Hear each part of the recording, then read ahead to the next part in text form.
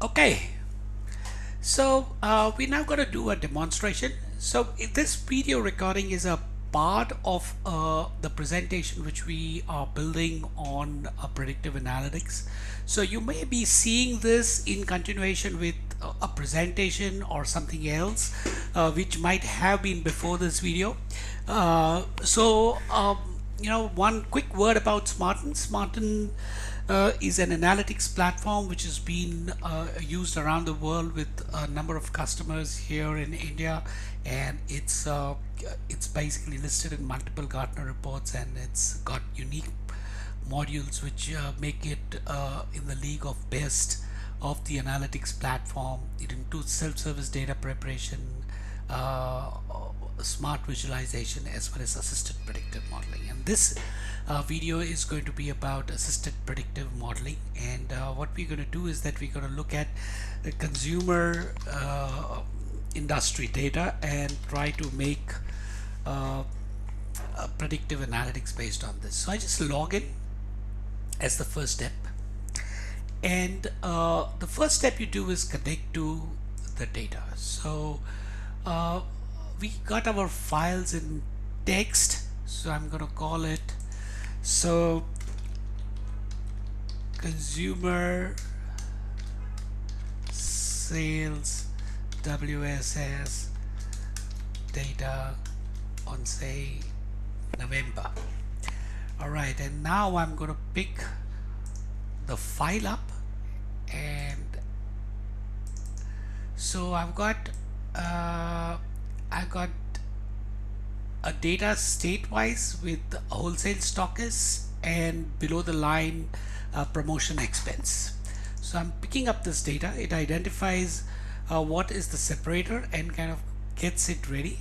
This name is the name of the data source, so I connect with it, and it gives me a snapshot of some part of the data which is available, and I say okay, and it asks me whether I want to make a data set from this source, and I say yes, and I call it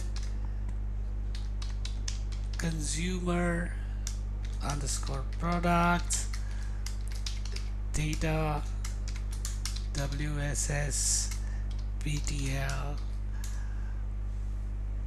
November. And I can put in a description here if I have to kind of, if I'm going to use similar names, and later on I have to check as to what this name indicated. I'm not doing this at the moment. So this is the data source we created, and I say okay. These are the different fields which are there. We have got number of things which we have already put together, and I've selected all the fields and I have brought it into a data set. So while the data extraction is in progress, what I'm going to tell you is what the data set comprises of. So it's got a year, so there are multiples. I think it's covered about 5 years data. There is a state. We got the actual rainfall for this state for that year. We got the GDP of that state. We obviously have the population and hence the per capita GDP. We got, okay, so the extraction is complete. So it just was asking me whether we would like to upload that data. So we have said okay. So here this population, then WSS universe stands for the wholesale stockist universe, which would mean that in this particular state the number of wholesale stockists possible are 12, and what are the actual? About 1. And what's the gap? The difference between 2 is 11. Salesperson required is actually nil, but you actually have one salesperson in case of Mizoram, and so hence the vacancy is -1, but in some cases you can land up with a high vacancy of 25.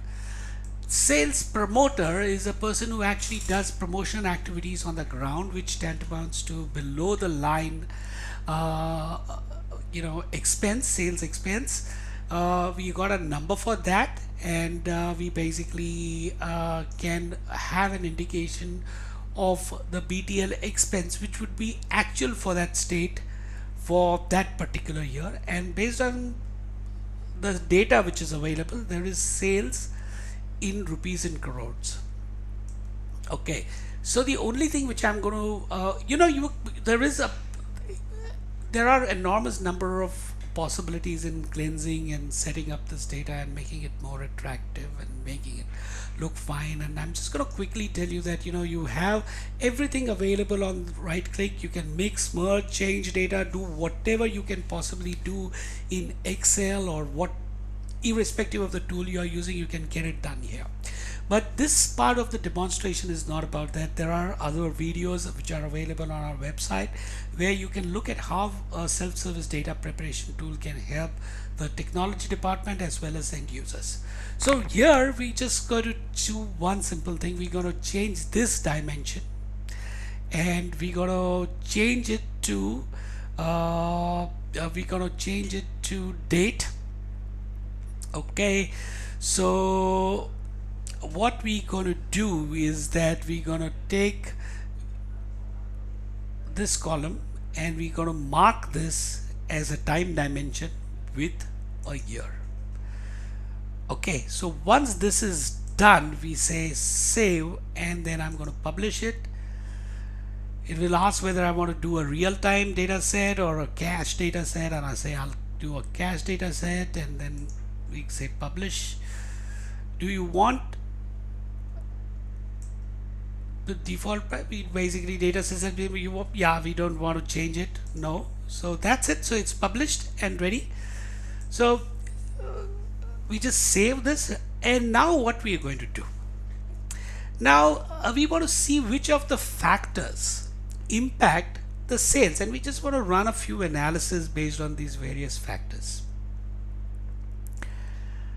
But just as a thought which came to me just now, I'm going to add one more thing to this. Okay, so I'm just going to complicate this a bit. I'm going to bring in another data set. Okay, sorry, so let me see if that data set is available here, and if it is, I'm going to pick it up. So let me see if yes, so there is a demo data set for cement which had been built earlier for different states, which is available. So I'm going to select this. Okay, but that has got, all right, it has got year, it has got state, and it's got million metric tons of sales of cement there. All right, so that's wonderful. So we have got this data set. So maybe, I mean, we would like to connect our sales with the sales of cement, and also look at the possible way we can analyze how we are performing with different levels of effectiveness in wholesale stockist or the population and things like that. So I'm going to join these two data sets. So there is a very simple thing to do. You just say blend and you select the data set. Okay, and because this is not so complicated in the sense that there are usually you have a unique key, a primary key, or it will find out which of the fields are common, and in this particular case the year and the state are common, and they will be directly linked to the data set which has got the wholesale stockist and the BTL sales. So I'm going to apply this. All right, so we have this data set ready. So the data set we are going to use for our analysis now is consumer products data wholesale stockist BTL November. All right, I published this and we are ready. Okay, so now let's do what is called the Smarten Insight. Smarten Insight is also assisted predictive modeling, since I've been using that terminology a lot in my earlier presentation and in this demonstration also. Smarten Insight is your insight into your business using assisted predictive modeling. So these are the different categories of algorithms which are available for running the predictive analytics. So forecasting, classification, clustering, correlation, regression, frequent pattern mining, and hypothesis testing. Uh, we can do a couple of these with our data sets, and it is going to select. There are, I think, about quite a few algorithms. I think around 45 algorithms which are already built in, and we're building more as we go along. But we have built the range which takes care of most of the business needs in terms of predictive analytics. So what we're going to do here is that we're going to select the method we're going to do for our data set. Now I've chosen regression, and I'm going to select the consumer product data set and say next. Okay, so first is the target variable. So what we're going to target? So we're going to target the sales in rupees and crores, and what we want to check as the first step is how the vacancy of a sales representative, a vacancy in a promoter, a sales promotion, and BTL expense impact the sales. So this is the first test we're going to run. So we're going to find out as to how these have an impact, and I'm going to run this. It's going to select an algorithm on its own, and it will give me a result. So here we have the result. So it says that R square is 0.849, and it is indicated with a smiley that, oh, well, I mean, you're good. The data seems to be ready for analysis, and you know what we are getting in terms of results is good. So the variables have significant impact on sales are vacancy, promotion, manpower gap. So all three variables have got an impact. So a single unit decrease in vacancy, so 1 minus, will result in an 18 crore rupees gap in sales. Promotion gap, a 9 crore rupees sale. And BTL expense, 1 crore less, would impact 46 crores of rupees. So that kind of gives an idea as to how the overall picture for across the different states is. Now you can filter this down to a single state and get it narrowed down as to how different it is in different states, but this is the overall view of the country for various states. So as I close this, you have this model. You can look at it graphically. You can see based on different parameters as to how it impacts, and I can do a test here. So I can say that, you know, say for example, my vacancy gap is 0, my manpower is surplus, and I do a proper BTL expense of 4 crores. What's going to happen to the overall sale?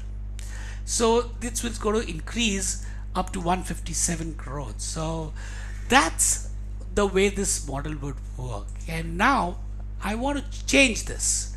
So now I say that I want to remove this. I want to find out if the GDP in crores and GDP in capita have got an impact on my sales. So here it is. Yeah, the answer obviously is yes, and it has a very direct impact on sales. And we can see that you know, and single unit increase in GDP in crores would result in a unit sale of 44 crores. So that's interesting. That's interesting. So a single unit increase per capita would increase in 7 crores. So this would be in, yeah, this would be in a larger unit, and it will be in thousands of crores. So I mean, it does look big there. So this is the other set you can do. Now let's look at something else. So say generally we land up saying that the rainfall has an impact on sales. Okay, so I'm going to do rainfall and check whether it has an impact on sales. They do not have a significant impact on sales. Well, that's it. So I mean, the theory usually is that if there is a good rainfall, the sales takes off, but doesn't seem to be the case. Okay, so these are the different kind of hypotheses which we are running on regression here. So now let's remove rainfall. Let's put the wholesale stockist gap. Let's keep the vacancy gap. Let's keep the BTL expense in crore. Let's keep the BTL expense and the wholesale stockist in, and let's also bring in the state and make an analysis here.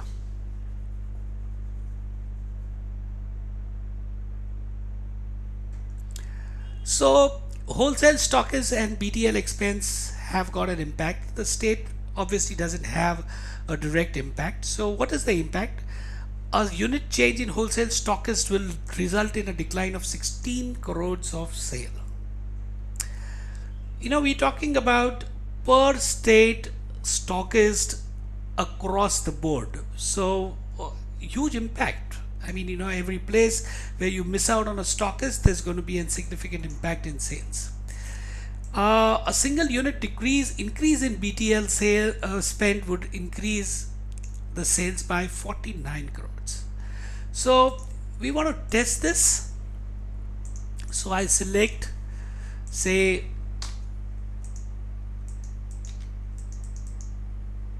okay, so I mean it's not picking up the state, so let me just check.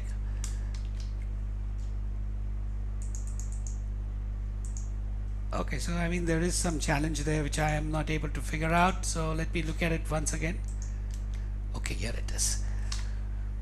I have to go and thank the technical team for not embarrassing me. Okay, so state Maharashtra wholesale stockist gap we say is about 20, and BTL expenses say 1, and the impact is 45 crores. So this is the way you can kind of use this model. Now, so this is some part of what you can do with assisted predictive modeling. We can do much more, and there are more videos we are doing in this series which you can continue to look at. If there is a video which I'm going to continue for this presentation after taking a small break so that it can be published independently also, will be about classifying manpower and to find out what is the most effective skill or an effective parameter a person has to increase the sales. Okay, thanks.